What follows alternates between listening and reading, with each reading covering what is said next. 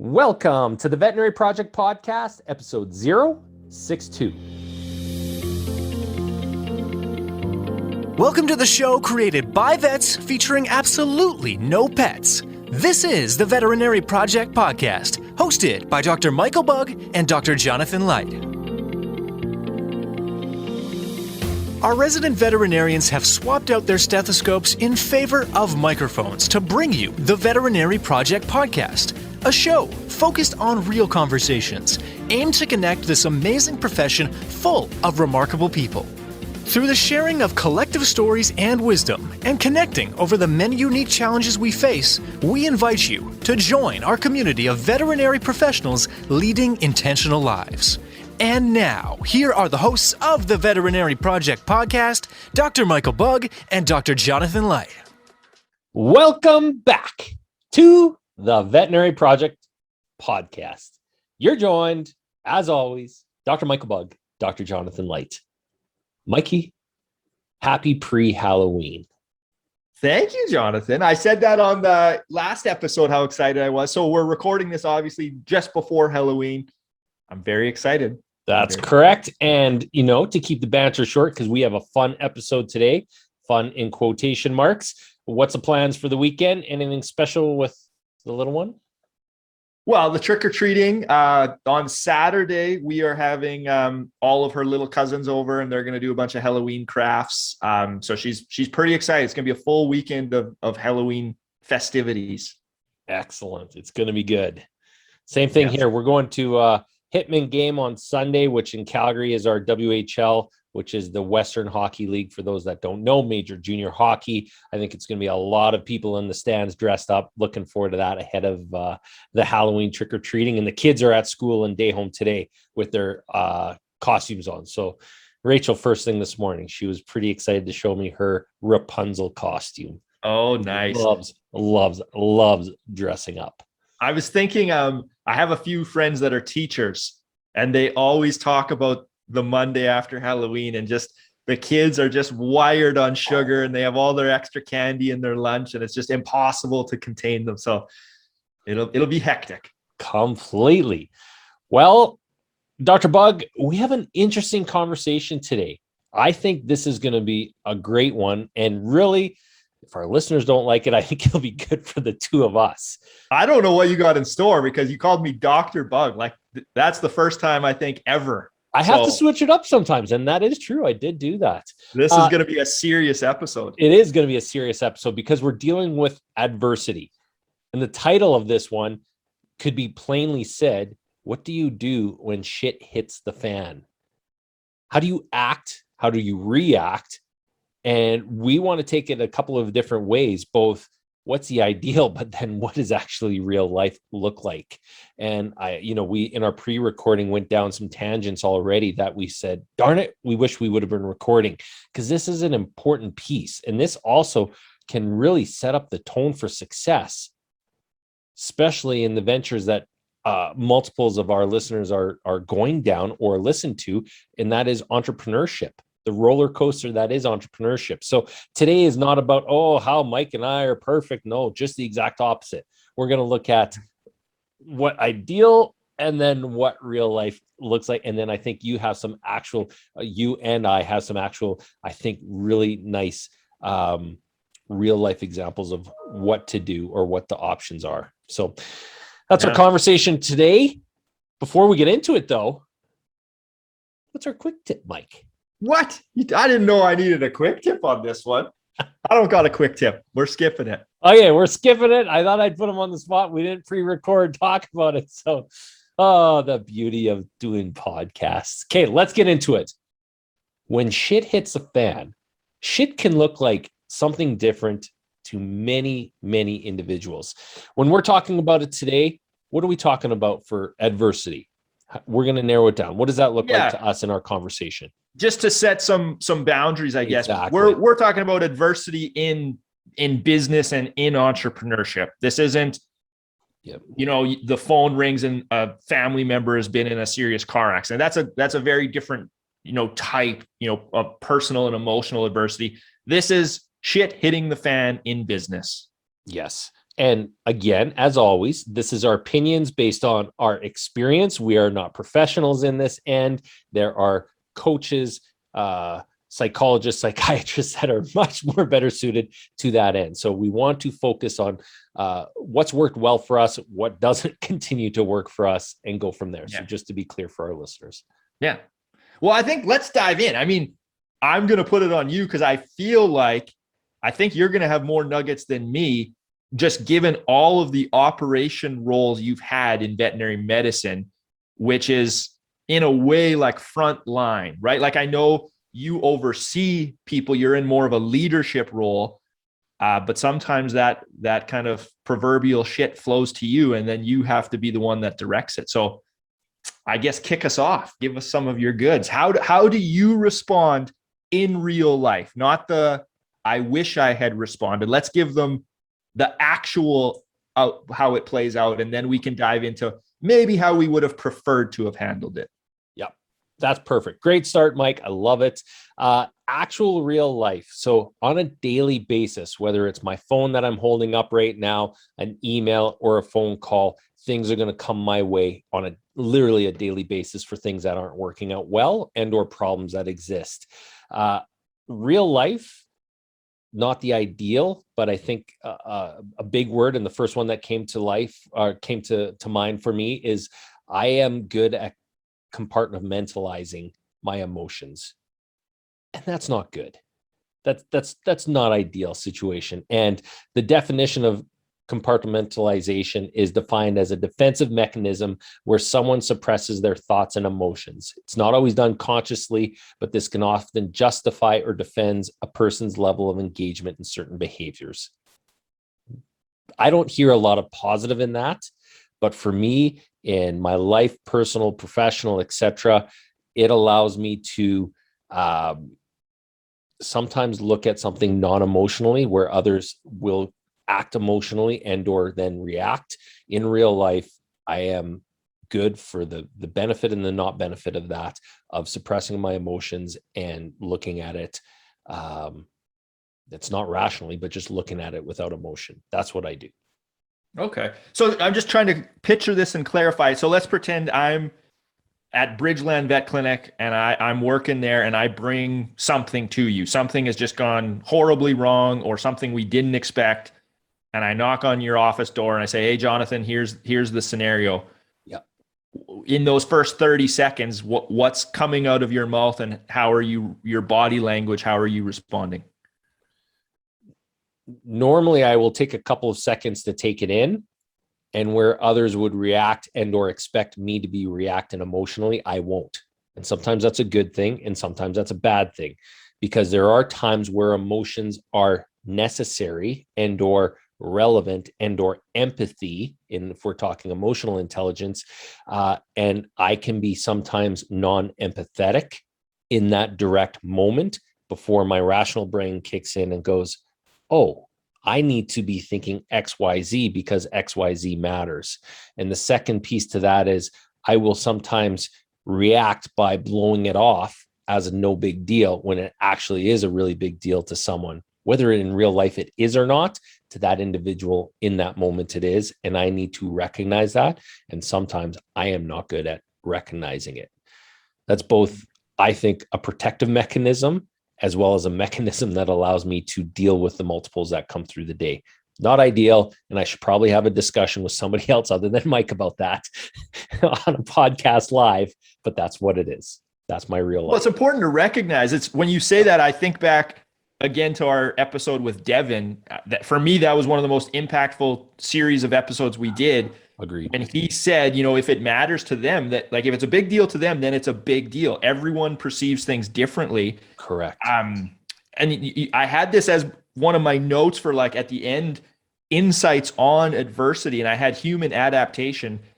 And it's remarkable when you look at yourself, how things that caused big emotional reactions 2 years ago no longer seem to matter. And then new stuff comes at you. So, I mean, for you with, a decade plus in leadership roles, you are going to respond very differently than maybe someone where this is their first 6 months working in a veterinary clinic. Like it's just, you have completely different life experiences.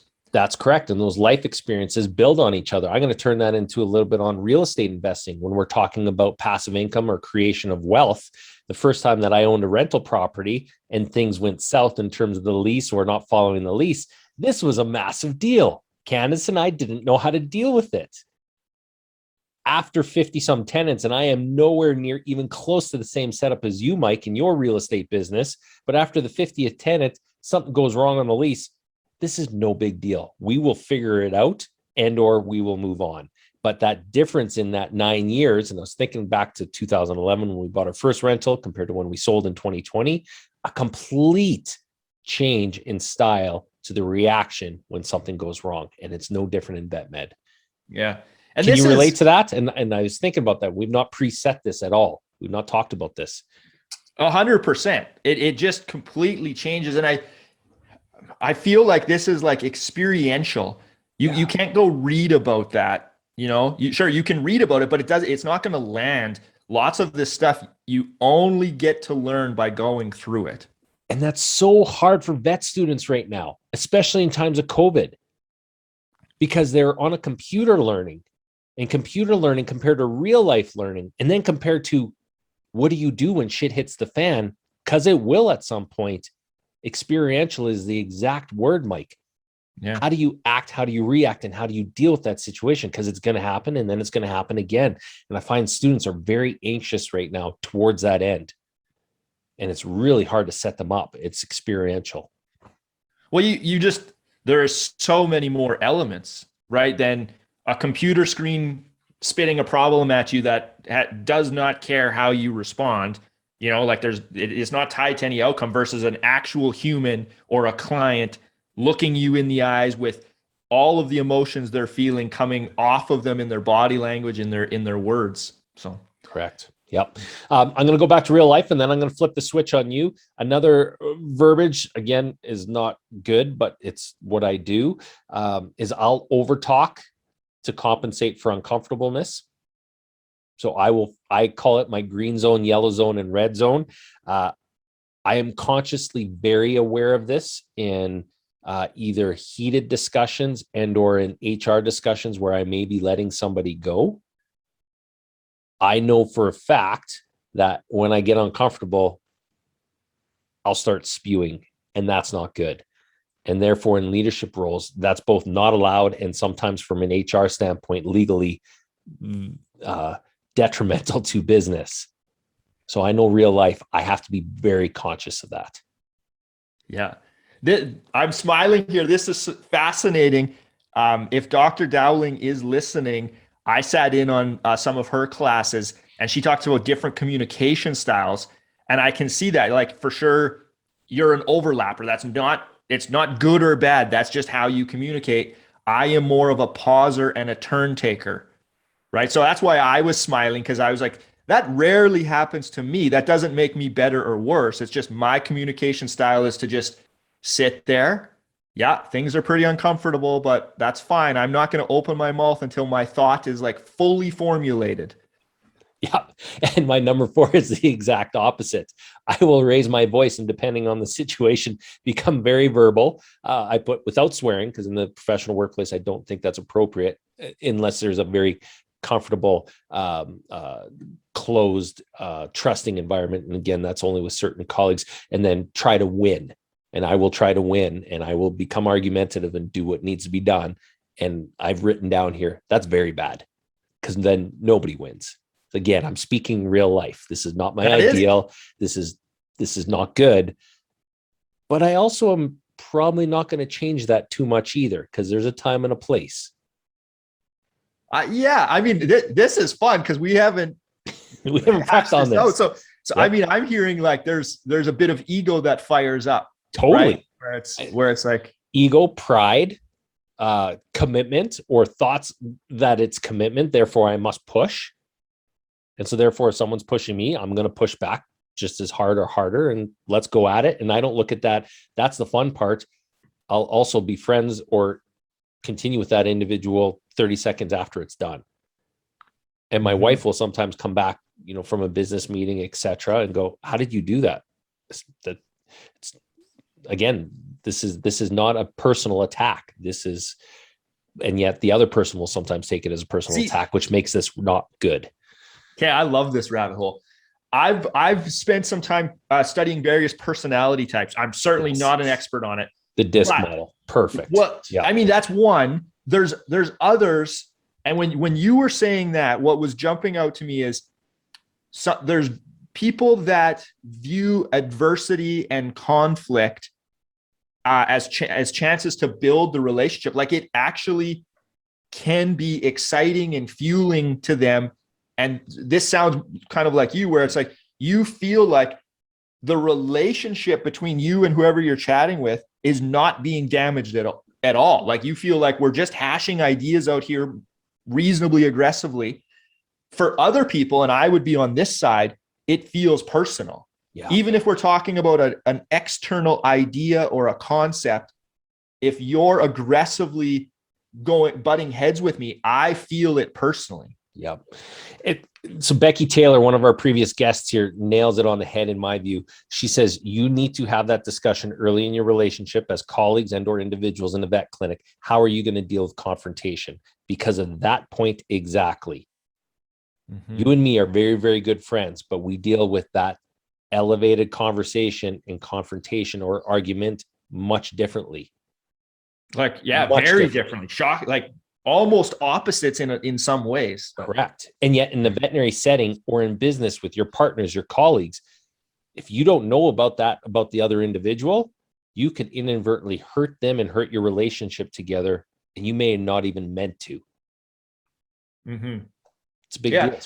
And it is good perspective. Like, as I started to learn about that, it's calmed me down a lot, because I can see it now where it's like, this isn't personal, right? Like, you and I don't butt heads often, but when we have, it's like, I don't feel it personally anymore with you, because I'm like, no, this is his communication style. This isn't a big deal. Correct. And the flip side of that, when we're debating, et cetera, you and me, and you go quiet, then I'm like, well, what? Where is it? I'm giving you the silent treatment. That's what I'm doing. Completely. And I go, well, what's going on up here? What's happening? Again, I can't take that personally. And or I also, as a dominant trait in the DISC, what can sometimes happen is you could look down upon that. You can be, well, that person doesn't have their stuff together, or that person hasn't actually thought this through. So I'm actually just going to roll right over them. That can be done as well too, which is not good. Man, this is fascinating. I love this stuff. We got to find some personality experts to come on the show and break this all down for us. Agreed. So let's flip the switch, Mike. I've put myself on a platter. What does this look like in your world? Dealing with that's a disturbing thought, Johnny. You on a platter. Let's not go there. Okay. For me, I mean, it's funny. There's some similarities. I'm trying to be real here. I don't want to give like a false impression. But my number one generally is listen. Like, it takes a lot for me to blow up, like to blow my lid and not go into the listening mode. Cause that is my default communication style. Is I'll just sort of shut up. I don't want to say freeze, because I'm not frozen, but I'm just listening. Like, give me all the information, every single detail, the more, the better. I want it all so that I can start to formulate a plan. In real life, what will happen is I'll usually get emotional if the adversity is serious enough, right? So you feel that as your emotional level rises, or at least for me, my rational ability decreases, right? So the main thing that I try to do is I try to give myself permission to be emotional for a set period of time, right? So, and do you let that emotion, and you said you give yourself permission, do you let that emotion take over that rational thought when you're trying to take all that information in? I try not to. So this is me, my version of compartmentalizing this is I try to shelf the problem. Now, this only works for non-urgent adversity, right? Like, if we were in a vet clinic setting and I've been seeing lots of these videos of pit bulls choking on like tennis balls online recently. This doesn't work in that situation, When Yeah. those things come through the door, you have to spring into action immediately, right? This is for non-urgent adversity. Okay. So what I will typically do is if I feel myself getting emotional, I just try to step away and I'll just tell myself in my brain, like, okay, here's this problem. I'm not dealing with it right now. I'm just setting it over here. And whatever it caused in me, whether I'm angry or I'm disappointed or whatever that is, I just let myself be angry, be disappointed. You know, unfortunately for Rosalie, if she's in the house, sometimes she'll have to listen to me rant about it a little bit. But I give myself that space to like blow that off. Right. And then I'll try to come back to it once that has subsided. So if I'm hearing correctly, you won't blow that off in the moment to that other individual, which you may be debating or arguing or etc. You'll take it elsewhere. I try to. I mean, this is, if we're being like real, sometimes that doesn't happen, right? You know, I'll get in, you know, arguments to a degree, but I'm pretty good at stepping back. I see like a therapist like monthly as just routine, and they often talk about like 20-minute timeouts, right? Where you can step away from something for 20 minutes, go do something completely unrelated, like exercise, go for a walk, or, you know, switch tasks to something else, calm down, then re-engage. Okay. Yeah. So we've kind of taken adversity from a big entrepreneurial business perspective and put it into the moment. Just kind of interesting where this discussion's gone already. And for me, it's interesting in that it's almost always worse in the moment, like worse than it seems in the moment. When you come back to it, or at least for me, it's always knocked down a few pegs. You know, I've had some real estate things recently. I had a property that had what appeared to be significant problems.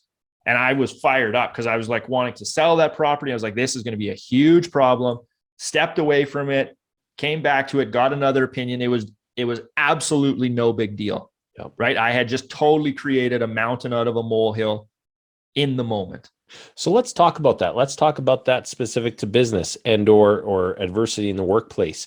What did you do and or what steps would you have liked to have taken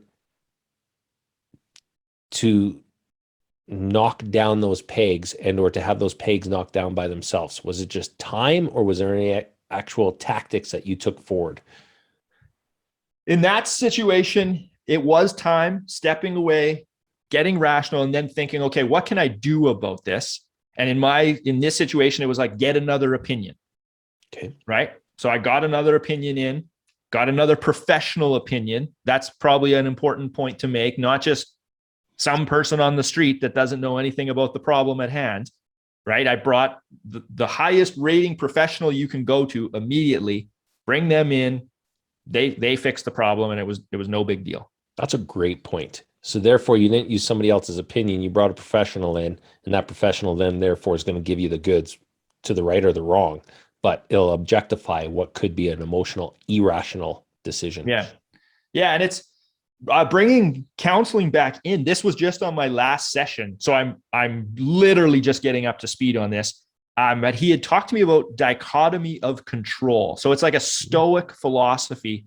Basically, it's assessing, do you have control? Like yes or no. So by the time something has happened, do you have control over that? No, it's already happened, right? You can't go back and change it. So in my counseling session, my counselor used the example of getting a speeding ticket. And he's like, after you get a speeding ticket, can you go and change that? And he's like, no. So the faster that you can let go and just accept that, the faster you're going to be able to move on and like through it. Certainly then, and this is one of the things I like to do, is reflecting on adversity, not dwelling on it, right? Not spinning it around in my head, pouting about it, but just reflecting. Like in the speeding ticket example, it's like, well, you could use your cruise control and try to minimize that in the future. But yeah, this dichotomy of control. And this was Dr. Robin, one of our early guests on resiliency, talked about accepting things outside of your control as one of the pillars of resiliency. And I want to take that one and go a little bit further because that pillar of resiliency is so important. Ryan Holiday, who is a great philosopher, and you can look him up and he talks about stoicism all the time, speaks to how large a percentage of our life is completely out of our control. And if we recognize that, especially when dealing with adversity, that level of emotional and control or irrationality decreases in a logarithmic way. Meaning, when you stop caring about the things that you can't control and focus on the things you can control, your life will get better. And in business, I completely agree with that. So much that's out of our control. So why worry about it? Why ramp yourself up? Why focus on that? And we all do that. And I see that in vet med right now in some places where we should not be going on the negative end. Let's focus on the positives and or focus on places we can change. Mm-hmm. That's a big deal. Again, a big Stoic philosophy of which I need to. Yeah, it is. I don't really have much to add to that other than as you make that shift, the amount of energy you gain, like you conserve energy by not wasting it on all the negative worry, and then you can redirect that into what you want. It's like a productivity hack to the 10x. Agreed. Here's another hack. Shit's going to go bad. In business, you're going to deal with adversity. It's going to happen. Write it down. And here's where I'm speaking to the choir. I need to continually do this. I have this as my daily task. When things don't go right, write them down, get them in there. Look at how you handled it. Look at how you'd like to handle it. But by doing that act, the next time, the context, the environment is just going to grow and you're going to be able to deal with it better just in doing that effort. I like it. I don't know why I'm going here with this, but this is what jumped out is obviously I invest in real estate, but I also invest in the stock market. Totally. And in March 2020, when COVID was hitting and the stock market was tanking, it was very emotional, lots of adversity. And I journaled about what I was like experiencing, watching like you would lose all this money every day. And so I got it all on paper. Then once things calmed months later, I reviewed it. And I now actually I'm kind of a nerd this way, but I have a written document for when the stock market tanks by this percent, by this percent, by this percent. I just wrote a playbook of, okay, Rosalie, and I've talked to Rosalie about it because I know that can trigger her. Like these things can be emotional for her too. And it's like, the next time this happens, this is what we're going to do. It's already planned. Now we just got to wait for it to happen. And it will happen. That's the amazing parts of life is unfortunately adversity in business. And we even jumped down, we've got a few more minutes here, the entrepreneurial roller coaster. We talked about this in our pre-recording. It's going to happen. That's such a great comment, Mike. And you call it about being a nerd. I would actually differ. And I would say you've taken something and you've raised it to another level that is literally going to help you both emotionally, financially, and in your life, as you've described with Rosalie, for the rest of your life. How much time and effort do you think that took journaling over that week and 2 weeks? Half hour, an hour, 3 hours? Yeah, not much. And not a lot of effort either, but it was challenging. Like it's not always fun to face some of those things. Like it's uncomfortable, but on that same like avenue, the one thing that's interesting is adversity, whether it's been my vet career, my real estate, like personal life, it's always seems to be an inflection point where it's like, okay, these are some challenges that you're facing. And once you navigate them, your life improves. So instead of running from adversity, this is going to be hard, but I'm going to say it anyway, which there's a lot of discussion in vet med right now is to, hey, let's run from it. I would take the opposite cue and say, let's dig into it. Let's feel that uncomfortableness. Let's deal with it. And you'll do better in the end. Is that what I'm hearing? Because that's what I'm feeling. I mostly agree with that. The only caveat I'm going to put on that is whatever you're doing, there needs to be alignment. Like and I know I've said vision so many times on this podcast, but if you're working on something that is truly what you want and truly taking you in the direction you want, then yes, do not avoid the adversity. The adversity will help you. While that Ryan Hawley, I think he has the obstacle is the way. Another, like one of his philosophies. So then I agree, lean into the adversity. Agreed. If it's something that just absolutely is not in alignment with you and doesn't serve you, then kill it. There's no point putting yourself through stuff that doesn't serve you. Agreed. And let's jump on that for a second, because I want to caveat my previous conversation with saying, hey, there's times where in vet med, either your job, your position, or what you're doing does not align. Move on. We've had how many guests now that have taken that next step and have said, hey, this no longer aligns with my values, my goals, etc. I'm going to move on. And as a result of that, here's where I am now. And on the screen, I'm showing a much higher spot. Yeah. And I completely agree on that. A bad day does not mean it's out of alignment. Like one bad day, one bad case, one bad adverse event, right? This has to be like systemic misalignment. Then yes, absolutely move on. In business, one bad year does not mean necessarily that you are moving on. Adversity can and will sometimes last that long. And we have been in an uptrend in both the stock market, in job access, in supply demand curves, which I think again, you and I, we're not young, but we're not old. We haven't seen the flip side of this yet. Yeah. Well, everything cycles, like everything, every business has cycles to it. Who knew that COVID was going to be the start of just this bull cycle in veterinary medicine, where you have as many clients as you possibly want? Things will change eventually. I mean, I don't think it's changing in the near future, but who knows what a decade from now looks like. And just from that standpoint of inflection, who knew that we were going to run into the veterinary shortage? Yeah, there's lots of people that could have said we could have forecast this much better, but is this the inflection point that we take some really innovative steps forward that allow our profession to be stronger, healthier, more vibrant in future as a result of it? And my answer is clearly yes. Yeah, I agree. Yep. Awesome. Other things that you may have written down for in the ideal scenario dealing with adversity as we come to an end. Yeah. One really quick is just protecting your day. We've talked about it lots, like email, social media, phone calls. Adversity is waiting for you. If you run a business or if you're an entrepreneur, I'm not saying avoid it, but of that first few hours of the day, protect it. Focus on what you want to focus on before you just let all those requests come at you.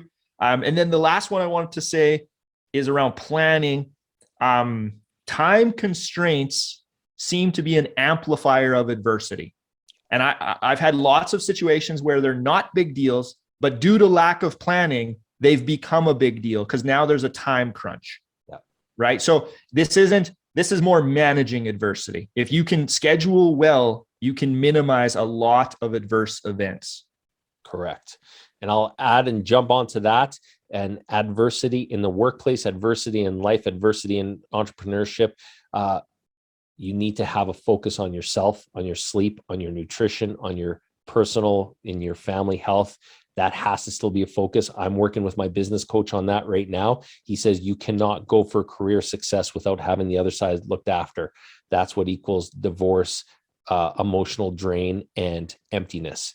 What's the point of having any money of any amounts if that other side is not looked after? And that is such a key point for all of us. We live busy, successful lives in veterinary medicine.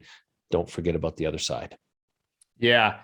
And it's funny when I think back to being a veterinary student, I just laugh at myself. Like I had some of the worst habits around sleep and all of that you could have, and I'm like, what a fool that guy was. But that's life experience where that was one of the first questions. I didn't even know we were going to bring this up in the podcast. When we jumped on today, I was like, how much sleep you get? That's it. Yep. It's just under 7.5. Yep. And I'm still not happy with that. That didn't meet my tracker. Yeah. Need to have that 7.5, but man, I felt good this morning waking up and already had the workout in and everything else we need to do to be successful in this day by 8:30. Yep. Yeah. That's amazing. And I can feel it. I told you I stayed up till 2 a.m. on Wednesday working on a big project. And I don't know why I did that. I got my Wednesday task complete, but I was just useless Thursday. Yeah. So if I look at my week overall, it's like, well, I shouldn't have done that. Again, stepping forward.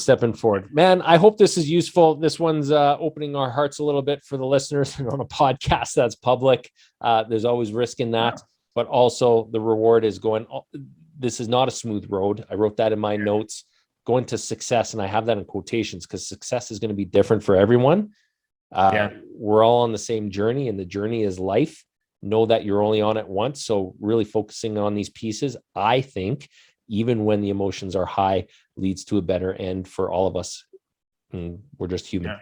Yeah. No, I agree. Sorry, I don't know if that was the end of the episode or not, but I'm throwing one more thing in because we talked about it in our pre-recording. Is how unprepared going into entrepreneurship I was for how unrelenting adversity is.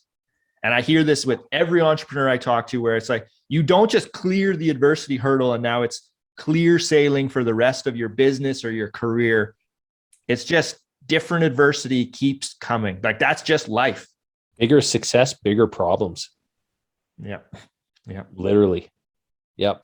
What are you after? What do you want to know? What are your goals? What are your visions? Because it's going to come at you. Yep. Wow. Kudos to that, Mike. Have a great weekend. Enjoy going down this road with you. And till the next time.